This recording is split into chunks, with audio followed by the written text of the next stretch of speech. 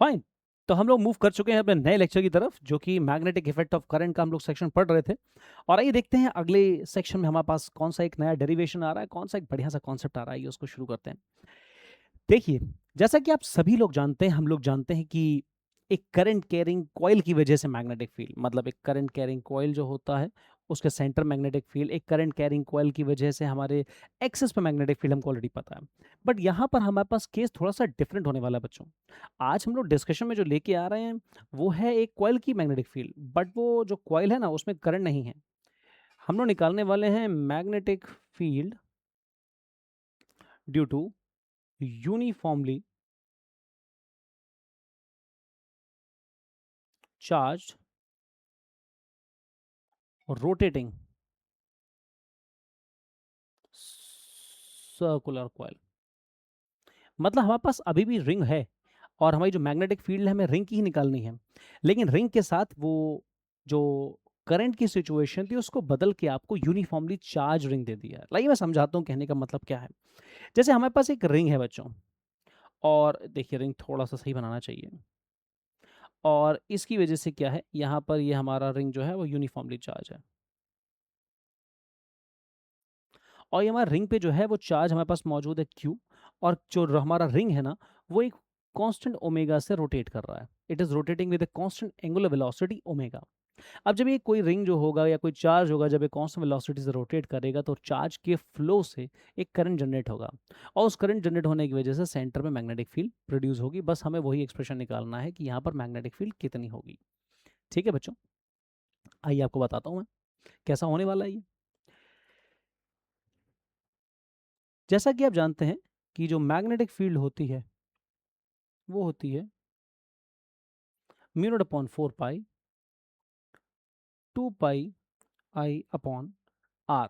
ये हमारी एक करंट कैरिंग कॉइल की वजह से मैग्नेटिक फील्ड हुआ करती है। इट्स क्वाइट सिंपल, आप जानते हैं। बट उस समय पर हमारे पास जो रिंग में होता था करंट वो गिवन होता था। अब यहाँ पर हमारे को करंट नहीं गिवन है, इंस्टेड करंट की जगह आपको रिंग गिवन है, और रिंग वो रोटेट कर रहा है।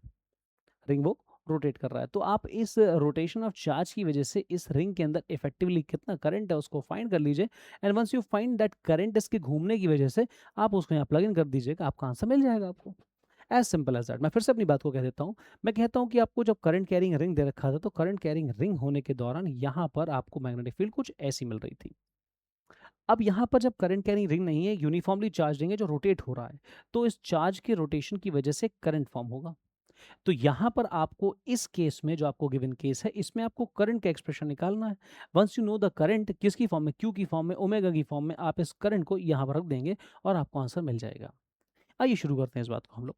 जैसा कि आप सभी लोग जानते हैं करंट की डेफिनेशन से, करंट जो होता है वो हमें कहा जाता है कि कितना चार्ज पास हो रहा है किसी गिवन पॉइंट से पर यूनिट टाइम।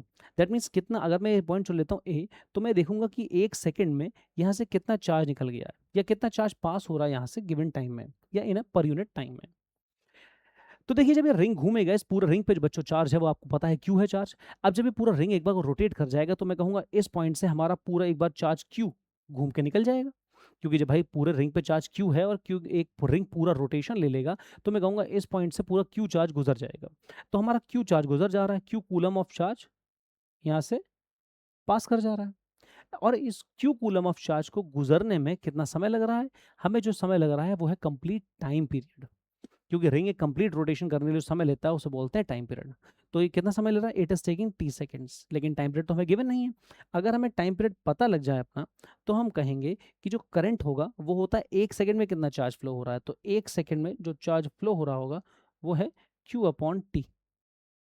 यही हमारा करंट है सर्किट में, यही हमारा करंट की 1 सेकंड में कितना चार्ज फ्लो हुआ। तो हमने पता लगा टी सेकंड्स में क्यू कूलम है, तो जो हमारा 1 सेकंड में फ्लो होगा करंट बच्चों, विच इज क्वाइट सिंपल, कि हमारा आई इज इक्वल टू कितना आ जाएगा, I is equal to Q upon T.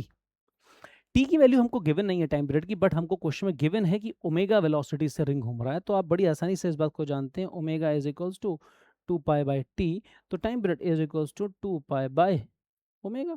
Simple सी बात है।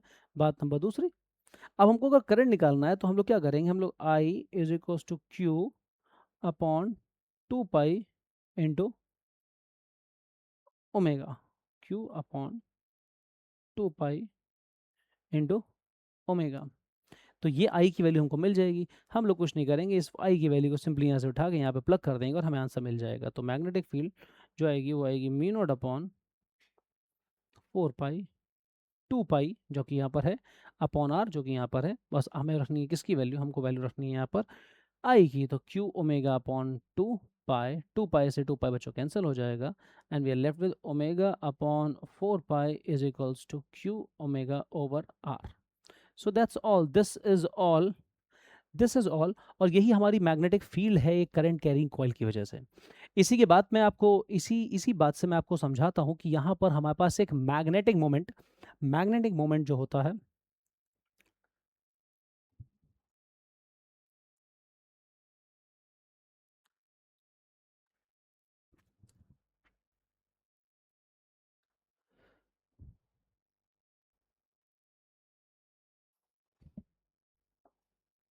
तो आइए यहाँ पर डिस्क्राइब कर लेते हैं। मैं आपको बताता हूँ मैग्नेटिक मोमेंट। अब आप जानते हैं कि मैग्नेटिक मोमेंट किसी भी करंट कैरिंग कॉइल का कैसे लिखा जाता है। मैं यहाँ पर पूछूंगा, मैग्नेटिक मोमेंट भी निकालना पड़ेगा हमको यहाँ पर। तो आइए डिस्क्राइब कर लेते हैं मैग्नेटिक मोमेंट इसका, और हम लोगों ने फील्ड इसकी पढ़ ली है। अब हम लोग डिस्क्राइब करेंगे एक चार्ज जो आपका चल रहा है, ये जो रोटेट हो रहा है चार्ज, इसके रोटेशन से जो आपकी मैग्नेटिक फील्ड प्रोड्यूस हो रही है, वो जो मैग्नेटिक फील्ड हमको मिल रही है वो तो नीचे मिल गई। अब यही चीज जैसे वो करंट कैरिंग कॉइल का मैग्नेटिक मोमेंट होता है, एक चार्ज का भी मैग्नेटिक मोमेंट होगा।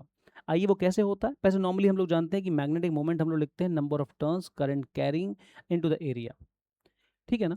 तो इसका मैग्नेटिक मोमेंट कितना होने वाला है, इसका मैग्नेटिक मोमेंट होगा हमारे पास, नंबर ऑफ टर्न्स तो है नहीं यहाँ पर, हमारे पास चार्ज है, तो हम लिखेंगे यहाँ पर करंट इनटू एरिया। करंट की वैल्यू आप जानते हैं क्या है, करंट की वैल्यू आपको मिल गई है क्यू ओमेगा अपॉन 2 पाई, और एरिया जो रिंग का है वो कितना है पाई आर स्क्वायर। पाई से पाई काट दीजिए, you are remaining with Q omega R square upon 2। That's all बच्चों। तो ये एक यूनिफॉर्मली चार्ज रोटेटिंग कॉइल की मैग्नेटिक फील्ड ऐसे लिखी जाएगी, और उसी का एंगुलर मोमेंटम मैग्नेटिक मोमेंट को जैसा लिखा जाएगा। सो दैट्स ऑल बच्चों, see in the next lecture and hope you will find this helpful. I will take you leave now, see in the next lecture.